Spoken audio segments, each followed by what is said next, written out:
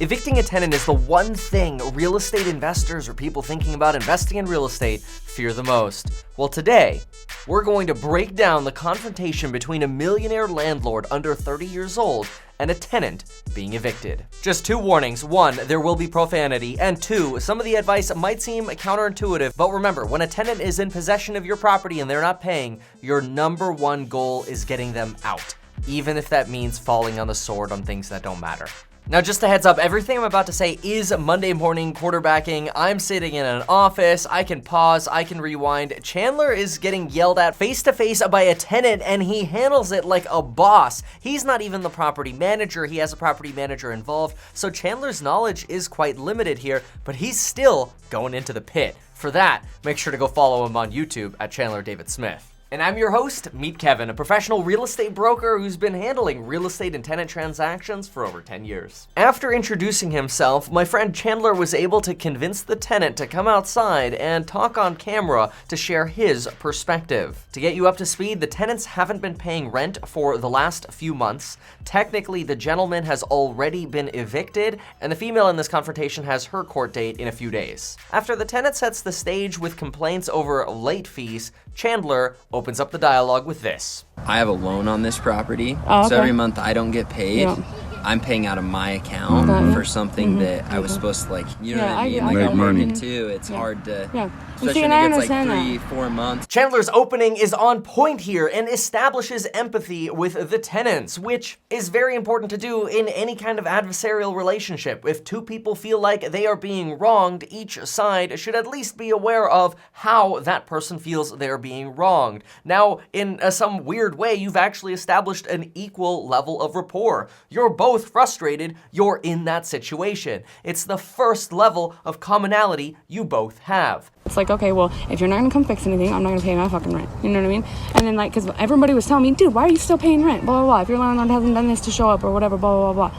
You know what I mean? I was like, I didn't know I could do that. You know what I mean? Like, so technically, she can't. Here, the tenant complains that, well, repairs aren't being done to the property, and I'm being told by friends or family or associates that, you know what, well, then I should just stop paying rent until these repairs get made. Here are the actual 3 remedies a tenant has when repairs are not being made to a property. Number 1, repair and deduct. Number 2, abandonment. And number 3, partial or percentage-based withholding. Now, just a heads up. I'm shortening the explanation a little bit here so we can keep going with the confrontation because the original video was over 40 minutes long. However, I do have that video, and if you are a part of the real estate investing course or that property management course coming up, you can see the full detailed video linked below. Now, full disclaimer, I've personally been at this property. I've seen pictures of it beforehand, here they are, and then here are pictures of how the tenants left the property. So I do not want this video to give any misimpression about Chandler. He takes really good care of his properties, at least from the multiple properties I've been to, and I've probably been to somewhere close to 20 of his units. Now, what you're about to hear is a clear indication that there's a large amount of resentment built over a communication issue, which might have actually been solvable. The thing I don't like about people is that if you really want something, just be straight up forward and honest with it. You know what I mean? Yeah, so I think, no, you really don't. I think you don't. Okay. Well, it's really hard, and you can see it in somebody's eyes. It's really hard to play dumb. You could definitely feel the tension elevate at this point in the video, especially since the tenant cuts off the owner, saying, no, you don't understand. This is another clear sign of a massive communication mistrust between the two parties. You know what I mean? You can't play dumb and don't think another smart person is realizing that you're smart as fuck and you're playing dumb right now. You understand what I'm saying? Yeah, so it's like... So just so we're real, let's get some perspective. Let's say you've got a tenant in a building. Mm-hmm. They haven't paid rent for a month or two. Yeah. Do you think you would want to do anything to fix the building at that point? Pausing there, excellent setup by Chandler, but possibly not the best strategic move at this point. In any negotiation, it's extremely important to let the other person express all of their complaints. Right now, we're at the beginning of this discussion, and the tenants haven't yet fully explained all of their dissatisfaction. They've only been implying a communication problem. Possibly at this juncture, a significantly better move would have actually been to take out just a basic notepad and pen and start writing down the tenant's complaints. Now, let the tenant talk more. Always open up the negotiation by letting the other side get all of their complaints out first. But it's clear that this tweaks the tenant. Do you think you would want to do anything to fix the building at that point? Yes, I would, because it's still my motherfucking property. Right. I don't give a fuck about what they do. At the end of the day, I still got to, when they get out, guess what I got to do any motherfucking way? Might as well knock it out the way so they won't have any problems or issues, especially if it was problems and issues in the beginning that was not solved. We never said anything about the hailstorm, about the fucking window that wasn't there, that damaged over $1,300 of our shit. Yeah. Notice how my recommendation was asking the tenant for additional complaints. Had Chandler asked the tenant for additional complaints, who would have actually been in control of the conversation? Chandler would have been. But instead, the tenant is now listing complaints on their accord, which means the tenant is actually in control of the conversation. By the way, if you like the perspective in this video, consider checking out the Do-It-Yourself Property Management course releasing January 15th, linked below. The pricing will go up by the release date, so you're better off using that coupon code down below. We are going to be taking a property and walking you through start to finish how to be a professional property manager in a do-it-yourself manner, which could save you a lot of money in property management fees over the long run. So if you want a side hustle that pays you, consider checking out that do-it-yourself property management course. We'll be doing role play, not only with myself, but a professional property manager who's been doing this for 30 years, and my wife, who's also been doing property management for 10 years. Right? Because the window wasn't fixed. So you motherfucking right. Fix your shit. You know what I mean? If you like somebody, I mean, on some real shit, if shit would have got fixed on time, I'd have paid you on time. Honestly, that is a classic line right there. It circles right back to the communication issue. Now, I will say, for Chandler, this has to be a very awkward situation for an owner who hasn't been dealing with the tenants at all to sit down and talk to the tenants. Massive props to the guy for doing this. But right now, the tenant has full control. You get what I'm talking about? Yeah, so let me ask you this. No. You want to get perspective. So the perspective is we've told your landlord that our shit is broke. We want to be real. Just so you know, so let me ask you this, is a little bit of an aggressive reply there. A better tool for interjecting could have been, I'm so sorry, can you tell me more? That would not have been met by a cutoff from the tenant. I've told him several motherfucking times about different little shit. I told him something about the black mold for like 4 months. And I have kids, so like the black 4 mold, it months. took him like 8 months, no, longer than that. It took him like, he didn't even do the black mold till after the window. Now, I don't know this with certainty, but it's very common for tenants to call mildew in the bathrooms around like the shower or tub black mold. Obviously, if a tenant documents, hey, I've got a mold problem, that should be like a big hello, property manager, come deal with this. And we had to clean it, and he came and painted it. Actually, it was for 8 months. Never been late, and you ain't came and fixed a motherfucking thing, and we out there near close to $3,000 worth of shit. Yeah. You motherfucking right, you ain't getting paid. Once you're at this point, it's extremely difficult to get a resolution. And I don't even think I can interject enough. I am just blown away that Chandler hasn't even crumbled at this point. I mean, just getting yelled at by the person. Most people I feel like would have walked away or ended this by now or lost it themselves. The fact that he's still maintaining his composure, freaking awesome. So yes, remember, this is Monday morning quarterbacking. Why? Because you're not taking care of your fucking property, bro. Real talk. It's not about just money. No, motherfuckers live here. Motherfuckers invest in families here. Motherfuckers want to do one day, do it the right way. You're not doing it the right way, bro. This is all for You're being a slumlord. You look at that top, it's still fucked off.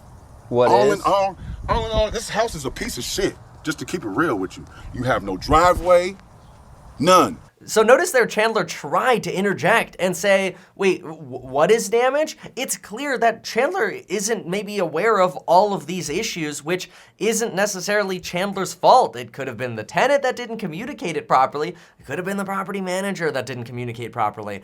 I don't know. We know there's a communication issue here, but at this point, Chandler's interjection, not enough to bring this level of aggression down. The only way out of this hole would have been an apology and then continuing the dialogue. You look at that top, it's still fucked off.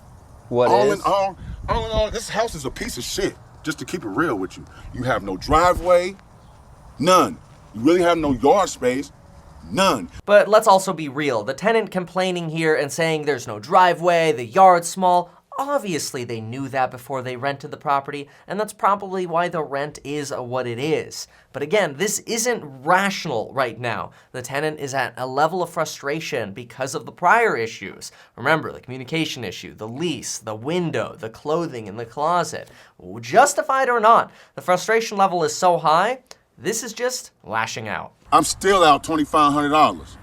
He ain't coming to you, just letting you know. Yeah. Still out $2,500, bro. He's Why done don't- that. So- we're gonna do it. You know? Yeah. My Do friend you, really do you broke want my to? heart. Could we see? Like, I'd love, because it's like I said, dude. I want to be real. Like, I know we both feel like, obviously me. I mean, I've had to pay the mortgage on this property, and so. Yikes. So, oh, Chandler, that was such a good start.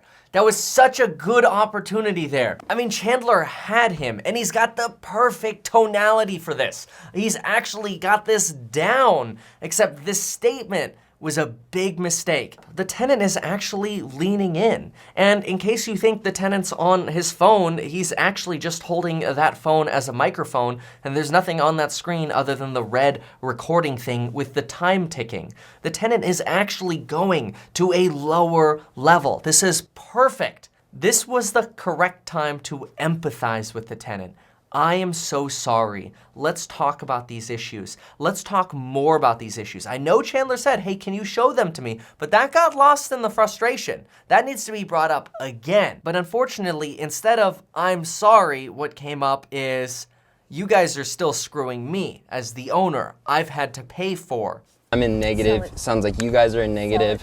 I'm gonna replay that, but look at Mrs. Tenant's face and now Mr. Tenant's face. She actually holds her hand up and goes, sell it. Sell it with that sort of chin forward, like, sucks for you. Sell it. Your problem, not mine. You suck. Like, now she got upset. And Mr. Tenant's getting upset now as well. I'm gonna replay that part. I know we both feel like, obviously me. I mean, I've had to pay the mortgage on this property, and so I'm in negative. Sounds like you guys are in negative. Now, while the tenants are about to lose it, and you could see it in their faces, Chandler actually, thankfully, throws a diversion that is so pro. He states an allegation from the other tenant that, hey, I'm hearing somebody's stealing electricity. What's going on here? Let's talk about that. Oh, one other question I was going to ask you. I know we've had complaints from upstairs of stealing electricity. Is that something that was just made up? No, okay, hold on. So the power company. And watch the transition of where their level is now. At this point, what do you guys think would be truly a fair way for us to part ways? That is such a good line. That is so pro. That was so good. Notice we went from this high to, hey, let's get the tenants to dialogue again, brought them down. Once they're down to, all right, we're talking here, let's get into what's a possible resolution. Now, unfortunately, things don't go as planned again. The actual interaction went on for about 30 minutes, and this is Chandler's first apology, which, what does an apology cost you? But don't know shit, for real. Maybe somebody's looking over you, huh? Okay. Well, sir, Okay, huh? So, yeah, you know who that be, don't you? Yeah, well, I'm sorry. I'm asking you. You know who it is, don't you? I'm not. Do you know? What? Do I know Who what? would be scolding you right now? Right now, saying you're doing a piece of shit ass job, but won't tell you.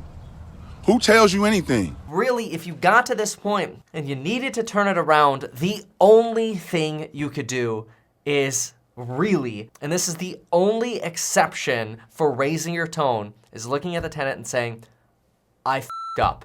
Is there any way we can sit back down? I'm so sorry. I get it now. And then talk. Because if you then bring them back to the table, remember, the sorry didn't cost you anything. Whether or not you were wrong or you're right, it doesn't frickin' matter. Whether or not this is the best frickin' place for $500 or the worst, it doesn't matter. bring him back to the table, back to that negotiation table. I messed up. I'm so sorry. What can I do? And then get back on that line. That's the only way you could get out of this at this point. You're a piece of shit at this. You might be marvelous at other things. You're shit at this, bro. You want to pay the $1,000, please. Well, sir, after the way... Do you want to? Yes or no? Just say it. Just say it. I don't want to work with someone that's treating me the way you have. Oh, treat you like good. That's been real with you? No, that didn't kiss your ass? Come here. So how much you in debt for this motherfucker? This might be confusing. Let me just quickly explain. Chandler starts walking away, and the tenant actually does something really, really pro. The tenant tries to empathize with Chandler. This is a shocking twist. Look at this. Do you see how the tenant walked in towards Chandler, is now leaning in towards Chandler and looking at the property with Chandler rather than that sort of aggressive motioning against Chandler? He's now on Chandler's side and he's asking, hey man, how much are you in the hole now? Chandler starts with saying, oh, probably by now like $4,000 or whatever, basically $4,000 in the hole for the eviction expenses and everything. The tenant then says, no, like the debt on the property. That's where Chandler says, oh, I don't know, I owe like 60 or whatever on it. So that catches you up, but what a freaking twist the tenant just pulled. 60. You got a lot to learn, homie. Okay. Well, so you guys are good being out by Thursday then? I'm good being out by Friday, make you pay another $200 because you're dumb. Don't play with me, little boy. Well, did you hear what the tenant just said? I'll be out Friday after we get kicked out by the court, so it purposely costs you another $200. In other words, this talk went so well that basically you've now got the tenant wanting to spite him. Seriously, I think mad props are in store for Chandler David Smith. You should all go check him out on YouTube as well. Well, folks, there you have it. I hope you learned something about property management. Make sure to check out the Do-It-Yourself Property Management course, a link below. I hope you learned something about psychology and negotiation. You could apply this at any point in your life. If you like this kind of stuff, let me know down in the comments. So this sort of psychoanalysis stuff is something that's very exciting to me. I love this kind of content, but I don't know if you do. So do me a favor, let me know, especially even if you're one of those people that's like, I never comment, like, hit me up with a comment on this one. Thanks again, folks, and until next time. And don't forget, the full version of this video with alternate solutions and other examples and scenarios is in the real estate investing and property management course. We'll see you there.